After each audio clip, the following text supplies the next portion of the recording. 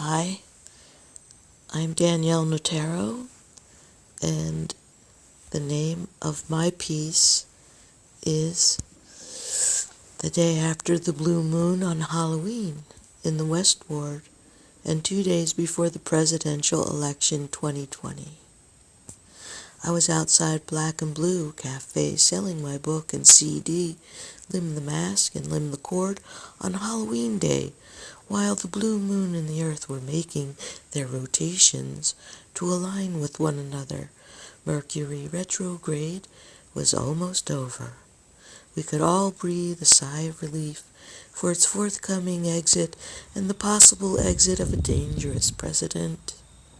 Spells were being cast for a magical night while the Big Easy Brass Band and Earl the accordionist, dressed as a witch he was, plumed and jazzed the blocked-off block for celebrants to eat, think, talk, and party socially distanced and in their pandemic Halloween finest. The courthouse, my mother worked in the Register of Wills there many moons ago, directly across the street and up the hill, hovered like a mother in her curved bosom through the orange, red, green, and gold leaves of trees bordering the embankment. The street was transforming into a canal of tubas, horns, and drums, lifting the dread of our days. The Black and Blue was known as the Courthouse Restaurant back in the day. They made great burgers. This whole area was our playground. Sleds slid at risk down that courthouse lawn. You could end up on Walnut Street and into traffic. I don't remember if anyone ever did, though our neighbor's wife was hit and killed by a bus on Walnut Street between John's grocery store and Yitkin's pharmacy. The LaPerry's bakery housed itself in a small corner on 7th and Ferry Street. They had the best cannolis. One son had cerebral palsy, but that did not stop him from working there every day.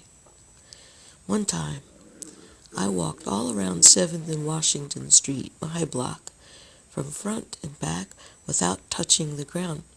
Well, most of it. It was a challenge to hang on to the iron rails on either side of the steps that led to the basements. Further on, feet and toes would cling to the edges of cement walls that held up bushes that my fingers grabbed onto in whatever way I could find to keep off the pavement. The pavement that our bare feet would slap on summer days playing 1, 2, 3 red light, huckle-buckle beanstalk, or statues. One time, during red light, I slammed into a tree. John Bunny Thomas picked me up into his arms and carried me into the house at 737, our house. Though my lip was swollen and bruised, I was happy to be in his arms. When my mom and dad wouldn't buy me a basketball, it was John and his wife Cookie who bought a yellow Spalding so I could play a half block down the street at Franklin Playground. My brother and I would play at the playground and I let him use my ball, but I don't remember who would win. And later, I played for St. Anthony's Youth Center basketball team, where I eventually won Most Valuable Player, and I never ever even thought about winning any kind of award, but it made me pretty happy. The basketball hoops and nets are long gone from there now, but the memories of all the life in that playground sings on.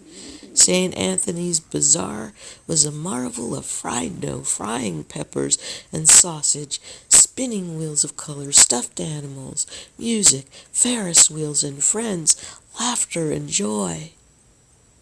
I went to school from K through 2nd at Franklin before they knocked it down and the playground remained. While the school was still standing, I went around the maypole they had erected while all the pretty long ribbons billowed in the breeze. I got paddled in first grade in front of the whole class for talking. I had to stay after school in kindergarten for moving my chair during story time. Every time Roxanne Werkeiser moved her chair, I moved my chair. I wanted to sit next to Roxanne. Roxanne had bad eyes. That's why she moved. But she had a big brain. That's why I moved next to her. The teacher rocked me in her arms during my detention. Later, I was to be the head majorette like Tessa Patty, teenager, with her golden majorette hat during our kindergarten circus, but I got sick and couldn't go to rehearsals. I did get well enough to at least see the show. After they knocked Franklin down, Eugene Guzzo, Bobby Coletta, and some teenage boys went exploring the ruins of what was still standing. On our return trip from Atlantic City, my family and I were riding up Washington Street Hill when we heard on the radio news Eugene's head was decapitated from a falling beam. The following week, some boys and I went into the building. I stepped on a nail and had to tell my mother where we had been. I was terrified. When I told her, she was horrified, and I got a tetanus shot.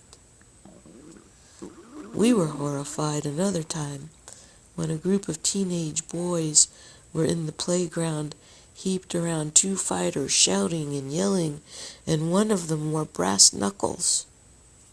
We watched from outside the fence. Post-election.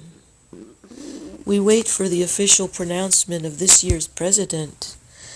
We knew we would have to wait. There's been danger with him in the air for many years now. I know danger. The danger of kids exploring the demolished school building, or old Mrs. Ziv, who lived next door to the nuns' convent and the playground, was murdered. Her murder was never solved. And then there was the murder of Paula and her boyfriend, right across the street from old Mrs. Ziv's, murdered by Paula's husband, Paul. Hey, hey, Paula, the song. Hey, hey, Paul. Poor old Richard Twining and his delicatessen right next to Paula and Paul's. His store was robbed. A different time. Eugene Guzzo lived next to Paul and Paula on the other side. His parents were never the same. Dick Twining would let us read comics on his floor for what seemed like hours while eating the penny candy we had bought from his candy buffet, displayed neatly behind the glass counter. He didn't kick us out, even though sometimes we would steal sodas from him. Around the corner from the store behind 7th and Washington Street was our alley. It's still there, but has a name, Howard Street, which I never knew it had while growing up there. It was our alley to run and play games and shimmy up between garages and jump from roof to roof. We could see crabby Mrs. Germano's garden and yard. She was angry when our ball would land in her garden and would not give us our ball back. She had a big cherry tree in the yard of the house in front of her house, with 2 apartments in it that she rented. A royal blue wrought iron fence that was shaped like spears at the tip separated her rental from our yard. My 3-year-old brother hit me on top of the head with a hammer one day as I was staring through the rods of that fence. Those cherries on her cherry tree were never as sweet as the bullheart cherries growing in my mom and dad's yard. I would read comics in that tree and eat those cherries. My mom and grandmom tried to use a wooden clothes prop to get me out of that tree one day. So content was I up in the branches. We also had beautiful red roses my mom planted in the yard. Their scent would waft up to my nose while rocking in that tree. The sweetest smelling taste was the honeysuckle down at the end of the alley behind the eerie home of the teenage boy and his mother who we never saw. We imagined they were like the young man and his mother from Psycho. The one side of their house had the best bushes and 3-foot-high concrete wall, which traveled half a block the length to uphold the bushes, which allowed us to maneuver more easily the last part of our challenge to go around the block without touching the ground. The honeysuckle at the other end was the reward for besting the danger. Thank you.